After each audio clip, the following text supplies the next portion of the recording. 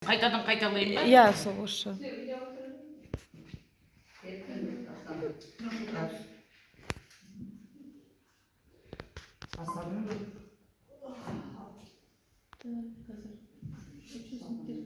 Сіз басыңыздан жейсіз.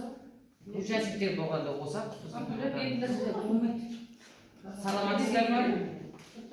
Бүгін осы нені орысша оқысам болады ма? Докладты. Қарсы емессіңдер ма дейді? Қарсы емеспіз. Рахмет. Добрый день, участники сегодняшнего сбора. Собрание проводится в соответствии с приказом ИО министра экологии, геологии и природных ресурсов Республики Казахстан от 27 октября 2023 года номер 294 об утверждении правил проведения общественных слушаний.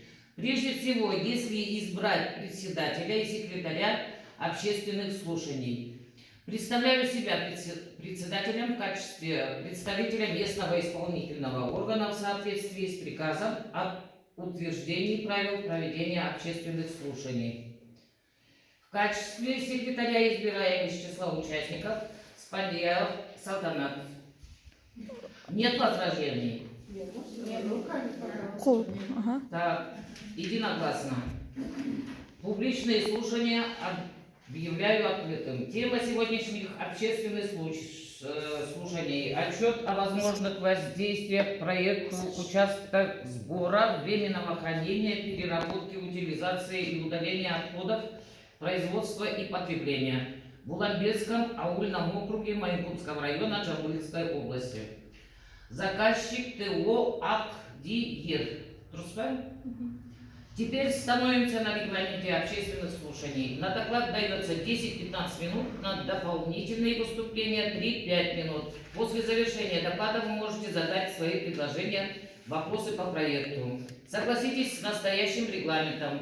Повестка дня и регламент общественных слушаний утверждаются единогласно. Теперь я даю слово докладчику по очередному проекту.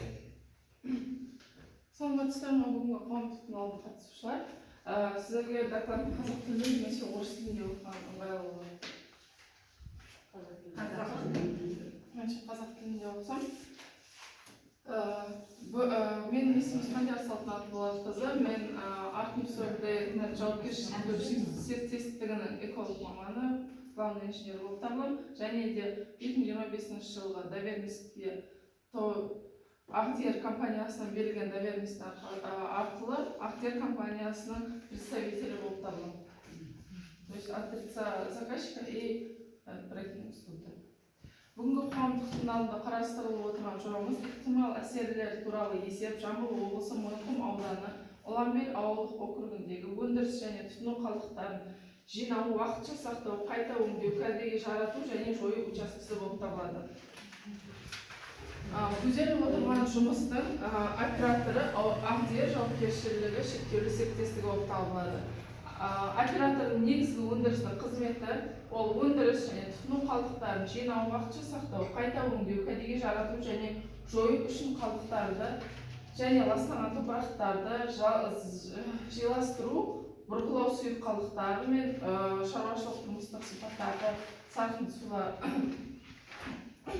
бұрғылау сұйықтықтарын да жинап, бұрғылауыш қондырғылардан өндіріс және тұтыну қалдықтарын қабылдау, сұрыптау және қайта өңдеу алаңы болып табылады. Оператордың объектісі ол қалдықтарды қайта өңдеу учаскесі болып табылады.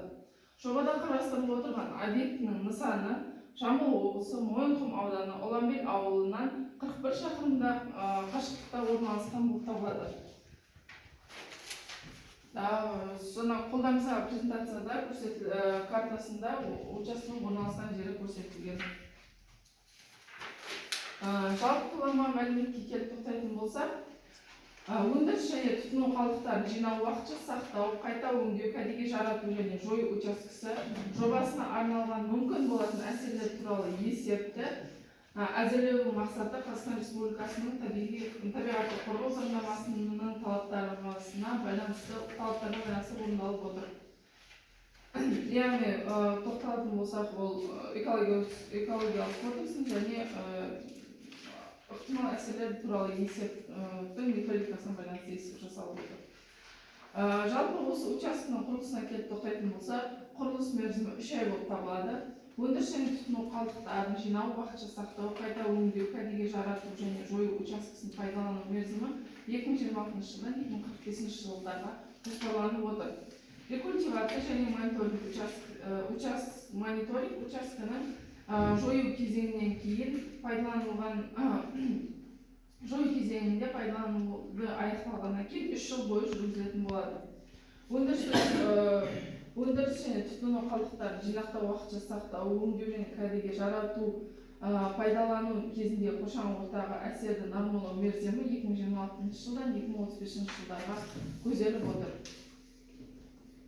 Жобаның жалпы қысқаша сипаттамасына келіп тоқтайтын болсақ, бұрғылау қалдықтарын мұнаймен ластанған, майға былғанған, яғни топырақтарды кәдеге жарату мақсатында аз қауіпті қалдықтарды қоршаған ортаға, атмосфералық ауа, топыраққа және су ресурстарына теріс әсерін төмендету және алынған инертті материалдарды пайдалану үшін жоспарланып отыр.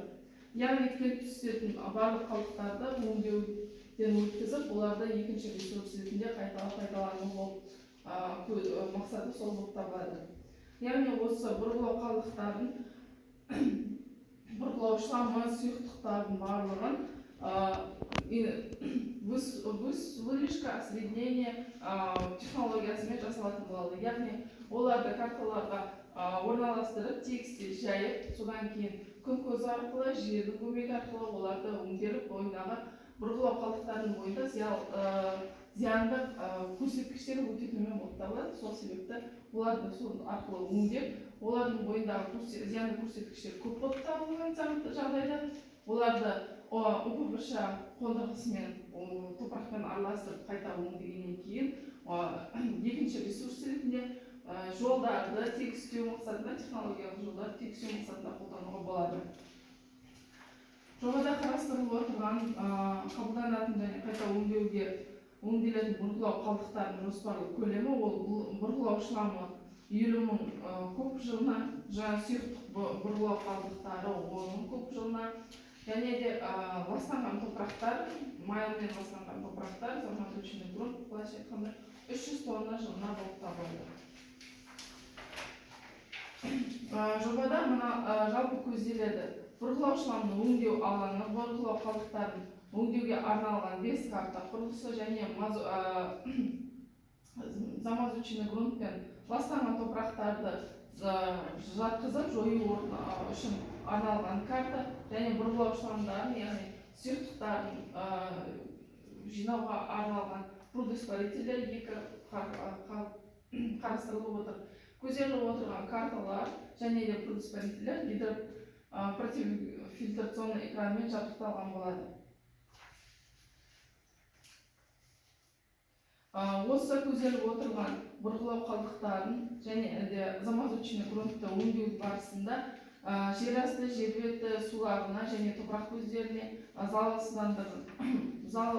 келтірілген залалды азайту мақсатында жасалып отыр. Яғни ол өңдеу барысында карталардың барлығы противофильтрационный экранмен қапталғандықтан жерасты суларына сіңіп кету әсері мүмкін болмайды. Және де осы жобада қарастырылып отқан басқа да қалдықтарға келіп тоқтайтын болса, бұл қалдықтарды тұрмыстық және өндірістік қалдықтарды қабылдау және қайта өңдеу, қайталама ресурстарды бөлу площадкасы болып табылады, және ол қалдықтарды жинақтау площадкасы, сұрыптау площадкасы, және де тұрмыстық қатты қалдықтарға арналған бөлек площадка, және де өндірістік қалдықтарға арналған бөлек площадка қарастырылып отыр. Осы жобада қарастырылып отқан бойынша жалпы кішкене вақтылық кент жобаланған болатын, яғни жилой блок дейді. Осы учаскеде жұмыс істейтін адамдарға арналған жилой блок, модульді блоктар қарастырылған. Яғни ол модульді блоктар котельнесімен, жылыту қондырғысымен, освещение, вентиляция, кондиционированиемен жабдықталатын болады. Жалпы технологиялық сипаттамасына келетін болсақ, бұл осы учаскеге сұрыпталған қалдықтарды машинамен әкелетін болады. Оларды бірінші сұрыптау алаңына өлшейді, содан кейін сұрыптау алаңына жібереді, сосын ары қаратай бөледі. Биокомпостированияға, инсинератор пешіне жағуға баратын қалдықтарға, және де осы инсинератор пешінен кейін түзілген күлді карта залыға көмуге жіберетін болады, және де басқа екінші қайталама ресурстарды пайдалануға болатын қалдықтар деп бөлінетін болады.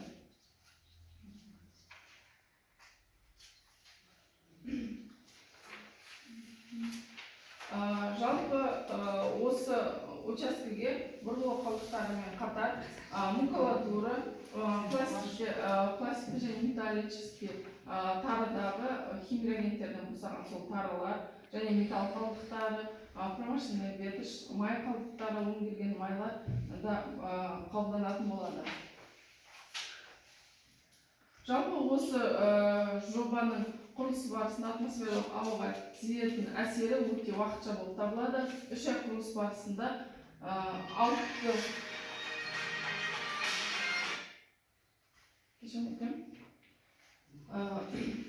6 ластаушы көзден атмосфералық ауаға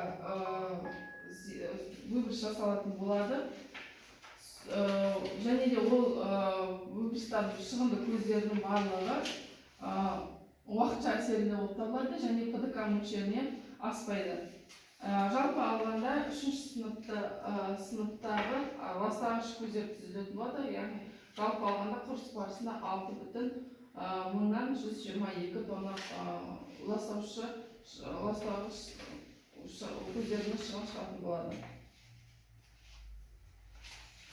Сонымен қатар осы учаскенің құрылыс барысында қалдықтар түзілетін болады. Құрылыс қалдықтары олардың барлығы құрылыс жұмысымен айналысқан мердігер компанияның мойнында болып табылады. Яғни ол мердігер компания құрылыс жұмыстары аяқталғаннан соң барлық қалдықтарды жинап, сұрыптап, өзге организацияға өңдеуге жіберетін болады.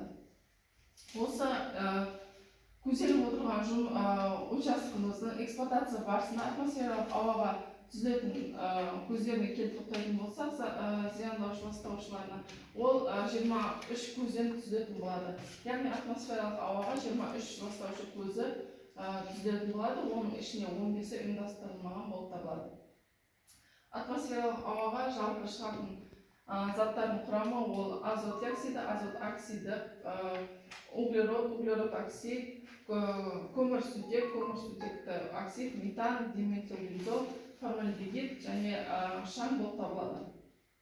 Жалпы алғанда осы эксплуатация барысында атмосфералық ауаға 24,7 тонна жылына ластаушы көздер бөлінетін болады. Яғни олар УПБШ, инсинератор, ДСК және де котельныйдан және де май ауыстыру сорғысынан, контейнерлер желдетуден, карталардың шаңдарынан, автокөліктер тиеуден, биокомпостированиядан түзілетін болады. Жалпы алғанда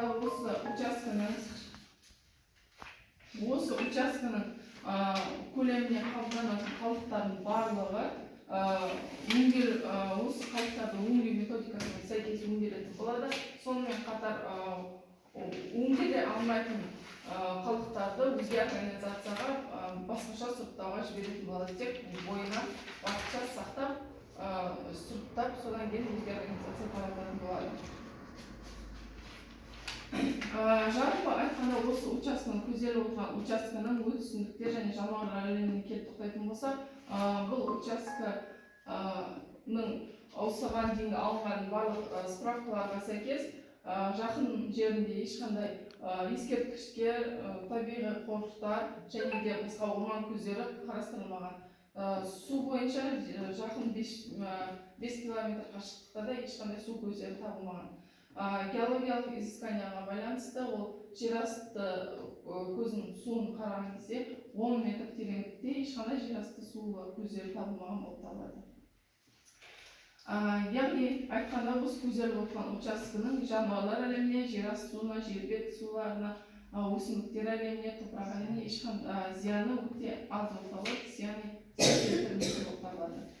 осы учаскенің жұмысы барысында атмосфералық ауаға шығатын зиянды заттардың мөлшері шекті көрсеткіштен аспайды, яғни ПДК-сынан аспайтын болып табылады. Осы участке көзделіп отырған бірінші сынапқа жатады, яғни ал класс санитар-защитный зонасы бойынша бірінші класс опасностьға жататын болады. Яғни шектің мөлшері 1000 метрді құрайды.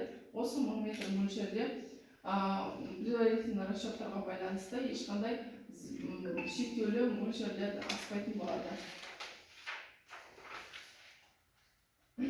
Жалпы осы учаскенің жұмысы барысында план мероприятиялар қарастырылған болатын, яғни іс-шаралар, табиғатты қорғау іс-шаралары, яғни шаң көзінің гидроизоляция жұмыстары, 90 сайын тапсырылатын отчеттар және де уақытылы қалдықтар жинап сұрыптап өткізу, әр 90 сайын атмосфералық ауаға шығатын зиянды көрсеткіштерді есептеп, көрсетіп, солар бойынша отчет тапсыру болып табылады.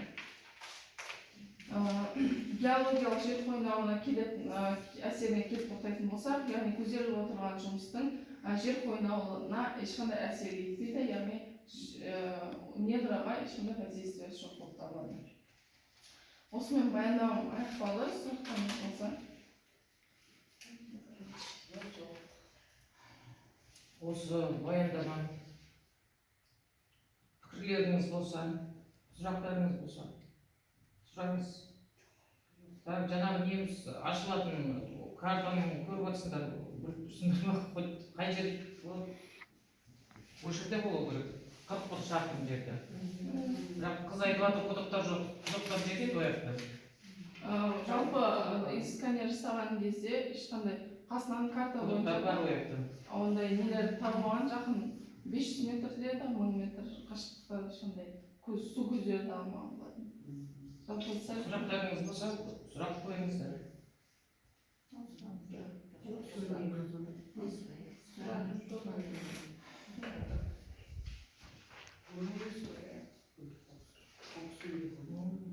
Сұрақтарыңыз жоқ па?